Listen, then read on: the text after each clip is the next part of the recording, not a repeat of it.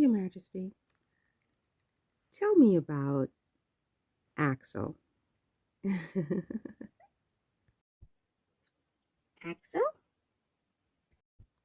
Yes, Axel. Axel von Furstenberg or something like that, I think his name was.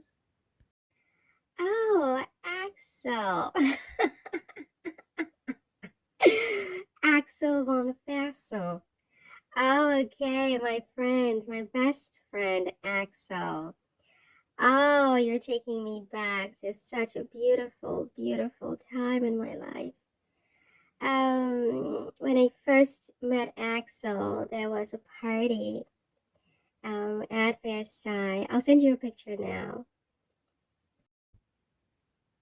Oh, wow. That was you? Yes, of course it was me. Why, doesn't it look like me? No, it doesn't. It's very, it's very, Very white. well, it's like this is in like the 18th century. It's a lot of skin, don't you think? Well, this really was at my own private residence at Versailles at the Trianon, and where I had my private parties, and I had, you know, my own sort of rules there. We were very theatrical, and it was just a fun place. And I remember I was about 18 years old actually when I first laid eyes on Axel. He had come to Versailles, and I had invited him over to my hammock, to my private residence, and where I had a party, and one of my best friends who's in the picture with me. Who is that? Like, seriously, who is that? That was my best friend Louisa. Not a lot of people knew about her, and of course, the history books. I don't think I've ever read anything about her, but she was my very good friend. She was from the one of the colonies that we owned at the time, and from Reunion. Do you know that little island, Reunion? Yes, I've heard of it. I've never been there, but I've heard of it. So we had, my husband and I. Well, my husband's grandfather, um, Louis XV. He before he died, he had some the family, Louis's family, worked for him in certain capacities in the palace. Not a very sort of high position or anything like that, because of course you can appreciate at that time, Well, yeah, I can. You had slavery, you had like all this horror going on. So I'm like in complete shock that you had a black friend.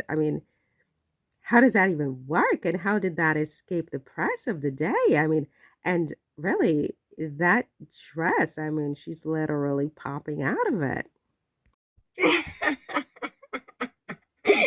Oh, that's so funny. Oh no. Well, the dress, a lot of the way it looks is because of the corset, which was very tight. And of course, Louisa, she wasn't nearly as endowed as that might look. I mean, she had a very beautiful figure, but I think the corset was very tight. And this was the first time that she had come to one of my parties in this capacity. I mean, as I said, she was one of my chambermaids, and I just really loved her so much. And so I had her come to the party. It was private, and she borrowed my jewelry. I let her wear some of my jewelry, and I had my dressmaker make us both identical dresses. And, this was top secret. Nobody talked about it. The press never found out. And so the history books really just never said anything about her. But that all being said, this was, the first time I was really getting to know Axel. Like we met, my husband and I met him when he visited us in Versailles. It was like the summertime, I believe, like late summer, something like that. And I had him come to one of my little parties down at the Trianon. And in fact, he kind of liked Louisa, which is funny because everyone thinks that Axel and I were lovers, and in fact, we were not. We were very, very, very good friends. I mean, we were like karmic friends. We were born in the same year in 1755, and he was born in September, and I was born in November. So just like 2 months apart. It's like we were twins, okay?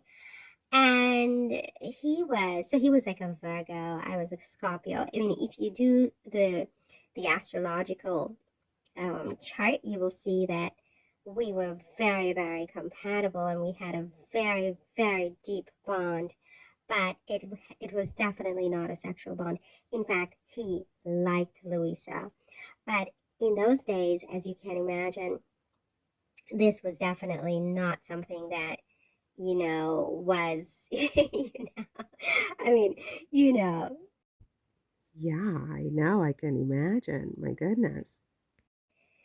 So it was all very secret. And of course, it didn't really go anywhere. I mean, they didn't sort of, end up getting married or anything, but they had quite uh, quite a liaison. Let's leave it at that. I don't want to give away all of his secrets. But to get back to Axel, as I said, I met him when I was 18 years old, and it was my husband and I, and my husband and Axel were also very good friends. And when things started to get really complicated, Axel tried to save both my husband and I and our entire family, with various different escape schemes, if you will, all of which, um, failed, unfortunately, for poor Axel. But he was, yeah, sorry, as I was saying, he was very instrumental in helping me to cope in the years leading up to, the final unthinkable moment. And before, I mean, we met as teenagers, as I said, and he made many visits to Versailles, and the tongues wagged and wagged and wagged from the beginning because as I said, we just had a really strong connection. And, my husband loved Axel as well. And he knew that, and I need to say this also about my husband for the record, okay? Because I have seen in the history books that he's portrayed as this sort of wishy-washy man who was not very masculine and couldn't get his wife pregnant and couldn't make decisions and this, that, and this. And nothing could be further from the truth. My husband he was a gentleman, really. That's really what it was. He was not, a toxic male, if you will, right? He was gentle and he was kind with me and with our children and with those he encountered. He was not a monster in any way. And when we met, we were very young. As I said, I was a teenager. I was 14 years old. He was 15 years old. We were very inexperienced. It took us a long time to, begin our family. But in fact, when after we explored and we explored and we tried until we figured out, as we discussed earlier today, we figured out the ways of nature, if you will, together. But it took us a while because, I'm sure you understand. And so once we figured it out, though, my husband was my Louis. I mean, he was an amazing lover, honestly, and I loved to enjoy time, private time with my husband. But as you can imagine, at that time, nothing was private in our bedroom, in our boudoir, if you will. It was the business of everybody in the court. I mean, they had the right even to come in and check our bed sheets to see what we had done and what we had not done. And so Louis and I were both very, very shy sexually and very um, discreet and reserved, and neither of us wanted our business all over the court, which is one of the reasons I moved from Versailles to the Trianon and to the Hameau, is because I really wanted some privacy with myself, with my children, and especially with my husband. Of course, Louis couldn't move to the Trianon, on a permanent basis, so he came when he could, because he had to stay at Versailles and deal with all of the matters of the commercial and business matters having to do with the monarchy.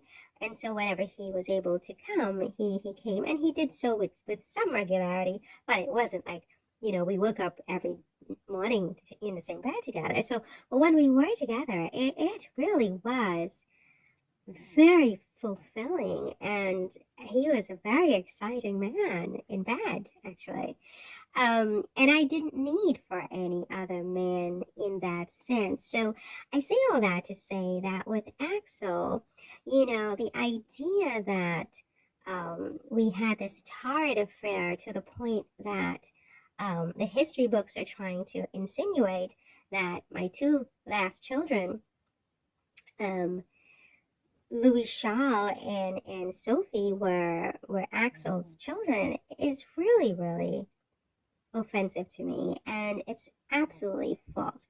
Okay, I did say yesterday also that, I mean earlier today, that there were a couple of indiscretions with Axel, because as the revolution neared, and things started to get really, really complicated at Versailles, my husband was spending less and less time at Versailles, and I was becoming more and more terrified about what was happening in the country, what was happening at Versailles, what was happening even in my marriage. And as I said, Axel and I, we had a very, very strong sort of karmic bond. I mean, to this day, I mean, Axel and I are still in the same realm. And my husband, Louis, as I said, has been reincarnated almost 50 years, 50, maybe 55 years, something like that, um, back on the earth. And so Axel and I, we are eternal friends.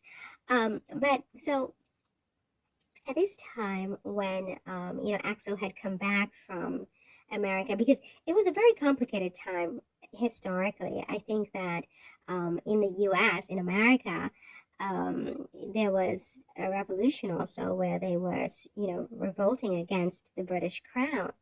And, we had people coming to Versailles all the time to meet with my husband. And there were times when even I met Ben Franklin. And at one point, the media tried to insinuate that I was having an affair even with Ben Franklin. I don't know if you've ever heard that, but there was some ridiculous rumors about that as well. And so Axel was very, very sensitive about my reputation and protecting me. And so he actually tried to get out of Europe for a little bit. And he asked to the Gustavian, because the king at the time in Sweden, Axel is from Sweden, as you probably know, and he was a Swedish count, like a duke, and Gustav was king. Gustav, I think Gustav III, correct me if I'm wrong, was king at the time. And